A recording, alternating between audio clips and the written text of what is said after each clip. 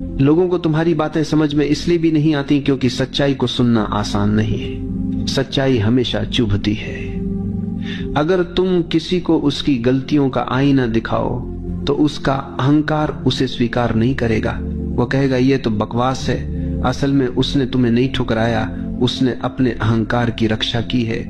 हर व्यक्ति वही सुनना चाहता है जो उसकी सुविधानुसार हो, जो उसके अहंकार को सहलाए।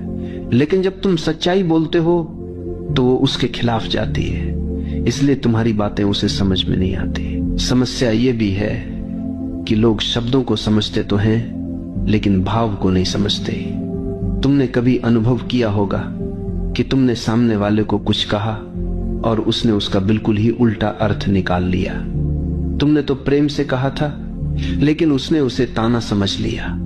तुमने सचेत होकर कहा था लेकिन उसने उसे आलोचना मान लिया। ऐसा क्यों होता है? क्योंकि लोग शब्द सुनते हैं लेकिन भाव को नहीं पकड़ पाते, और भाव पकड़ने के लिए संवेदनशीलता चाहिए, मौन चाहिए। आज का मनुष्य संवेदनशीलता खो चुका है। उसका ध्यान केवल सतह पर है। गहराई में जाने की उसकी क्षमता धीरे धीरे समाप्त हो गई। यही कारण है कि हमारी बातें उसके दिल तक नहीं पहुंच पाती।